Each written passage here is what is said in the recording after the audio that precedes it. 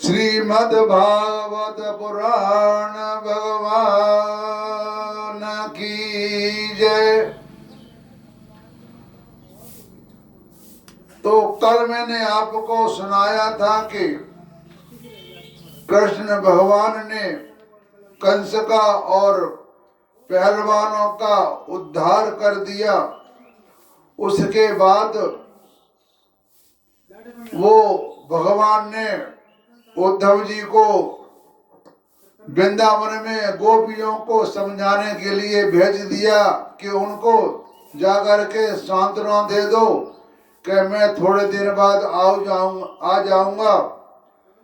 जब ये सारा काम वहां कर दिया और उसके बाद भगवान ने कुब्जा और अक्रूर जी ने अनुरोध किया था कि आप हमारे घर पे पधारे, हमारे घर को शुद्ध करें। तो भगवान ने कहा कि मैं तुम्हारे यहाँ भी आऊंगा, पहले अपना जो काम करना है उसे कर लूं। तो सुखदेव जी कहते हैं कि परीक्षित, इसके बाद सबके आत्मा तथा सब कुछ देने वाले भगवान श्री कृष्ण अपने से मिलन की आकांक्षा रखकर व्याकुल हुई। कुब्जा का प्रिय करने के लिए उसे सुख देने की इच्छा से उसके घर गए और कुब्जा पर घर बहुमूल्य सामग्रियों से संपन्न था। उसमें श्रृंगार रस का उद्दीपन करने वाली बहुत सी साधन सामग्री भी भरी हुई थी। स्थान स्थान पर फूलों के हार और चंदन रखे हुए थे। भगवान को अपने घर आते देख कुब्जा तुरंत हड़बड़ाकर अपने आसन से उठ खड़ी हुई और साथियों के साथ आगे बढ़कर उसने विधि पूर्वक भगवान का स्वागत सत्कार किया। फिर श्रेष्ठ आसन आदि देकर विविध उपचारों से उनकी विधि पूर्वक पूजा की और कुब्जा ने भगवान के परम भक्त उद्धव जी को भी समुचित रीति से पूजा की, परंतु वे उसके सम्मान के लिए उसका दिया हुआ आसन छूकर धरती पर ही बैठ गए। अपने स्वामी के सामने उन्होंने आसन पर बैठना ठीक नहीं समझा, क्योंकि जब कोई महान पुरुष या कोई महान दिव्य आत्मा होती है उसके सामने आसन बैठना शोभा नहीं देता। भगवान श्री कृष्ण सच्चिदानंद स्वरूप होने पर भी लोकाचार का अनुकरण करते हुए तुरंत उसकी बहुमूल्य सेज पर बैठ गए। तब कुब्जा स्नान, अंगराग, वस्त्र, आभूषण, हार, गंध, तांबूल, मलपान और सुधासव आदि से अपने को खूब सजाकर लीलामयी लजीली मुस्कान तथा हाव भाव के साथ भगवान की ओर देखती हुई उनके पास आई। कुब्जा नवीन मिलने के संकोच से कुछ झिझक रही थी, क्योंकि उनसे पहली बार मिल रही थी तो कुछ झिझक रही थी। तब श्याम सुंदर श्री कृष्ण ने उसे अपने पास बुला लिया और उसकी कंकण से सुशोभित कलाई पकड़कर अपने पास बिठा लिया और उसके साथ खेलने लगे। तो परीक्षित, कुब्जा ने इस जन्मों में केवल भगवान को अंगराग अर्पित किया था, उसी एक शुभ कर्म के फल स्वरूप उसे ऐसा अनुपम अवसर मिला। कुब्जा भगवान श्री कृष्ण के चरणों को अपने काम संताप हृदय वक्ष स्थल और नेत्रों पर रखकर उनकी दिव्य सुगंध लेने लगी और इस प्रकार उसने अपने हृदय की सारी आदि व्याधि शांत कर दी। वक्ष स्थल पर सटे हुए आनंद मूर्ति प्रियतम श्याम सुंदर का अपने दोनों भुजाओं से गाढ़ आंगन करके कुब्जा ने दीर्घ काल से बढ़े हुए विरह ताप को शांत किया, विरह ताप को शांत किया, क्योंकि उसको भगवान को बुलाने की बहुत इच्छा थी। वह अपने सारे मन को शांत किया तो परीक्षित कुब्जा ने केवल अंग राग समर्पित किया था, उतने ही से उसे उस सर्वशक्तिमान भगवान की प्राप्ति हुई जो केवल मोक्ष के अधीश्वर हैं और जिनकी प्राप्ति अत्यंत कठिन है, परंतु उस दुर्भागा ने उन्हें प्राप्त करके श्री विज गोपियों की भांति सेवा न मांगकर यह मांगा, प्रियतम आप कुछ दिन यहीं रहकर मेरे साथ क्रीड़ा कीजिए, क्योंकि हे कमल नयन मुझसे आपका साथ नहीं छोड़ा जाता। परीक्षित भगवान श्री कृष्ण सबका मान रखने वाले और सर्वेश्वर है, उन्होंने अभीष्ट वर देकर उसकी पूजा स्वीकार की और फिर अपने प्यारे भक्त उद्धव जी के साथ अपने सर्व सम्मानित घर पर लौट आए। तो परीक्षित भगवान ब्रह्मा आदि समस्त ईश्वरों के भी ईश्वर हैं, उनको प्रसन्न कर लेना भी जीव के लिए बहुत ही कठिन है। जो कोई उन्हें प्रसन्न करके उनसे विषय सुख मांगता है वह निश्चय ही दुर्बुद्धि है। मतलब जब भगवान से हमारी कुछ लिंक जुड़ जाए तो उनसे सांसारिक सुख मांगना बहुत ही गलत बात है। भगवान से कभी भी सांसारिक सुख नहीं मांगना चाहिए, क्योंकि इस संसार को हमें छोड़कर तो एक दिन जाना ही है, इसलिए ये चीज नहीं मांगना चाहिए। हमें वह मांगना चाहिए जो हमें हमेशा आनंद दे, भगवान के दर्शन। जब भगवान के दर्शन हो जाते हैं हमारी सारी इच्छाएं समाप्त हो जाती हैं। वो क्योंकि वास्तव में विषय सुख अत्यंत तुच्छ नहीं के बराबर हैं। इसके बाद एक दिन सर्वशक्तिमान भगवान श्री कृष्ण बलराम जी और उद्धव जी के साथ अक्रूर जी की अभिलाषा पूर्ण करने और उनसे सब कुछ काम लेने के लिए उनके घर गए।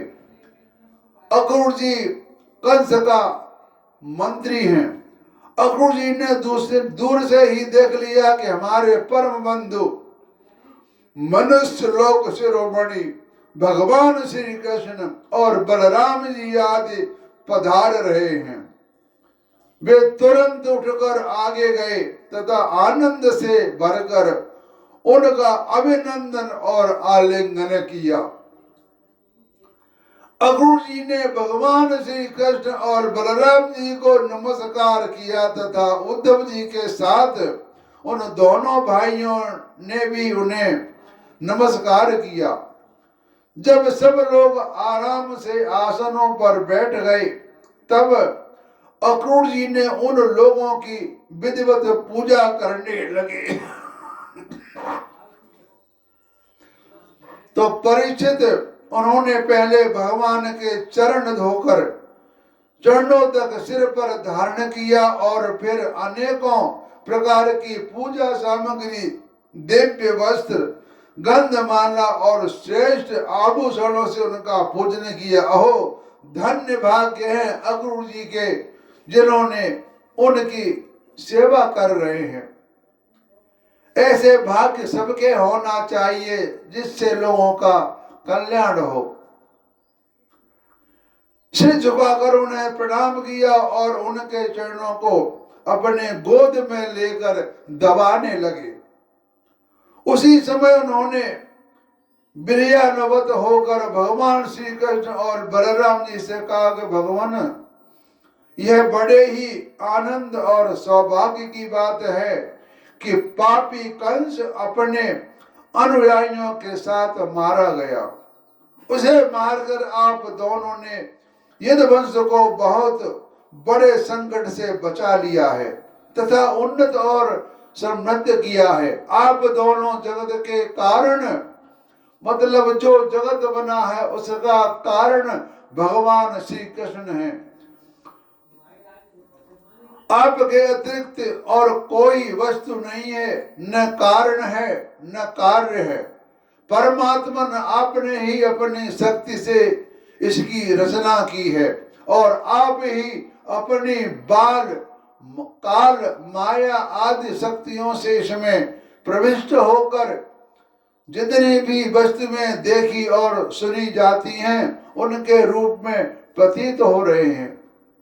जैसे पृथ्वी आदि कारण तत्वों से ही उनके कार्य स्थावर जंगम शरीर बनते हैं, वे उनमें अनुप्रविष्ट से होकर अनेक रूपों में प्रतीत होते हैं, परंतु वास्तव में कारण रूप ही है। इसी प्रकार तो केवल आप ही परंतु अपनी कार्य रूप जगत में स्वेच्छा से अनेकों रूपों में प्रतीत होते हैं।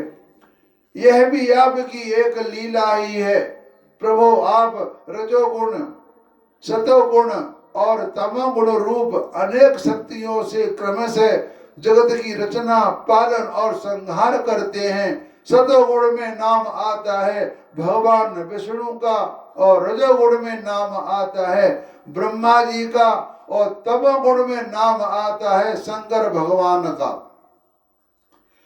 किंतु आप उन गुणों से अथवा उनके द्वारा होने वाले कर्मों से बंधन से नहीं पड़ते, क्योंकि आप शुद्ध ज्ञान स्वरूप हैं।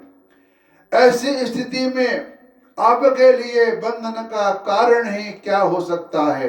प्रभु, स्वयं आत्म वस्तु में स्थूल देह, सूक्ष्म देह, स्थूल देह कहते हैं जो हमको दिखाई देता है उसको स्थूल कहते हैं, और जो हमें दिखाई नहीं देता हवा रूप में उसको सूक्ष्म देह कहते हैं।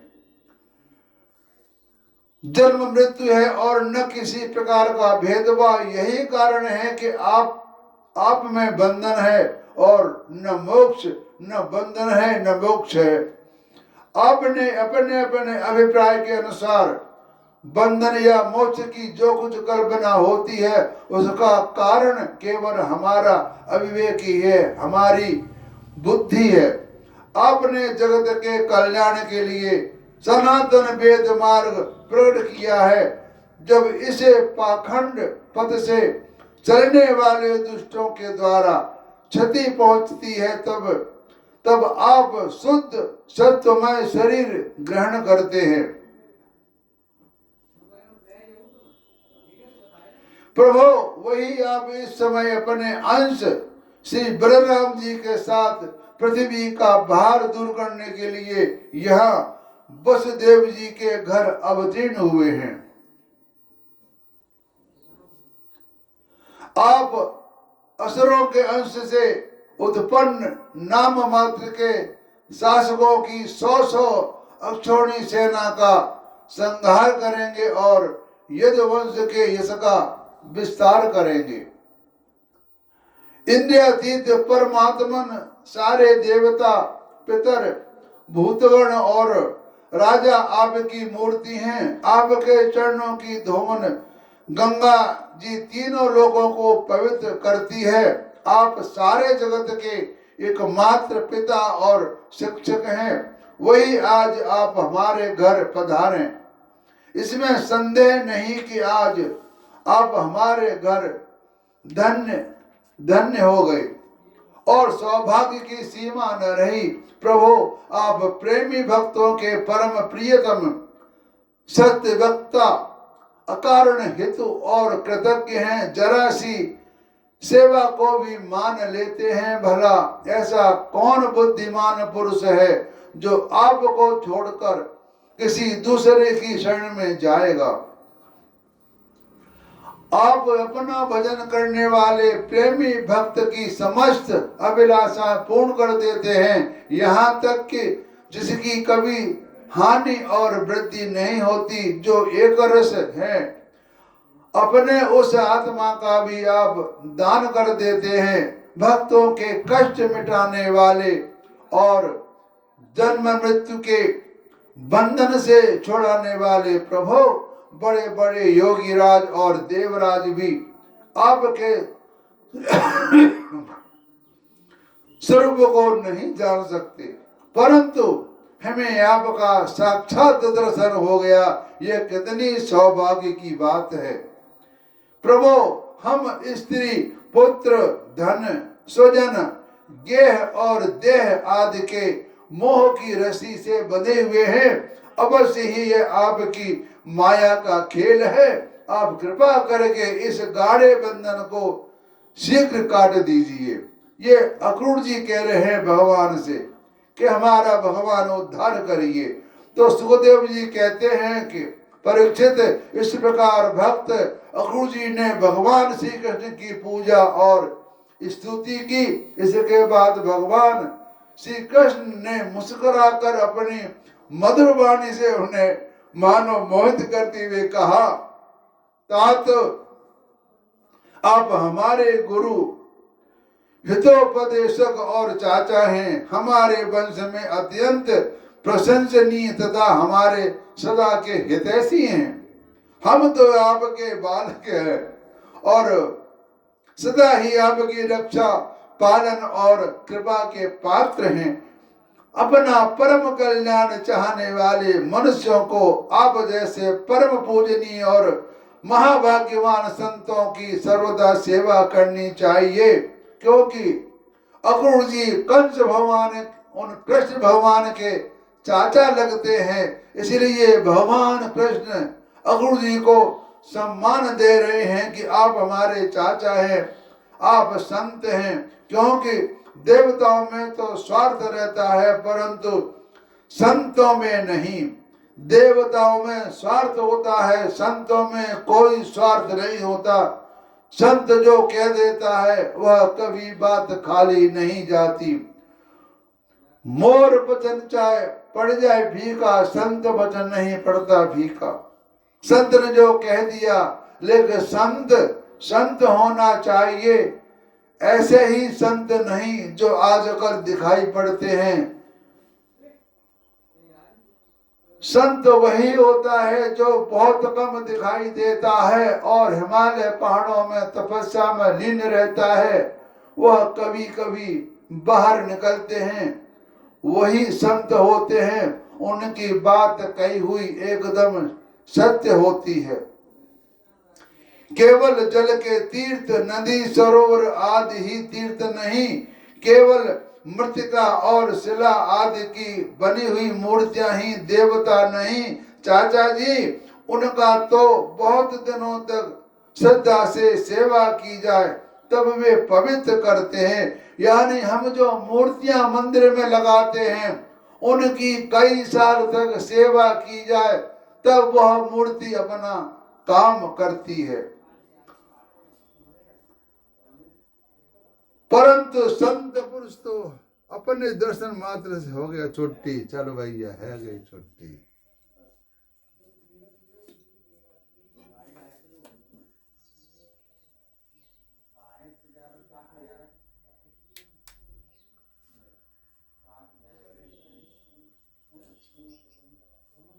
तब वे पवित्र चाचा जी, आप हमारे हितैषी और हृदय में सर्वश्रेष्ठ हैं। इसलिए आप पांडवों का हित करने के लिए तथा उनका कुशल मंगल जानने के लिए हस्तिनापुर जाइए। हमने ऐसा सुना है कि राजा पांडु के मर जाने पर अपनी माता कुंती के साथ युधिष्ठिर और पांडव बड़े दुख में पड़ गए। अब राजा धृतराष्ट्र उन्हें अपनी राजधानी में हस्तिनापुर में ले आए हैं और वे वहीं रहते हैं। आप जानते ही हैं कि राजा धृतराष्ट्र एक तो अंधे हैं और दूसरे उनके मनोबल को भी कमी है। उनका पुत्र दुर्योधन बहुत दुष्ट है और उसके अधीन होने के कारण पांडवों के साथ अपने पुत्र जैसा समान व्यवहार नहीं कर पाते। इसलिए आप वहां जाइए और मालूम कीजिए कि उनकी स्थिति अच्छी है या बुरी। आपके द्वारा उनका समाचार जानकर मैं ऐसा उपाय करूंगा जिससे उन सूरजों को सुख मिले। सर्वशक्तिमान भगवान श्री कृष्ण अक्रूर जी इस प्रकार आदेश देकर बलराम जी और उद्धव जी के साथ वहां से अपने घर लौट आए। यानी भगवान कुब्जा और अक्रूर जी के पास दोनों से मिल के आए और वापस अपने जहाँ ठहरे हुए थे वहां पर आ गए। अब इसकी कथा में आगे जो होगी वह कहूँगा। अब अपनी वाणी को विश्राम देता हूँ। हरिओम तत्सत।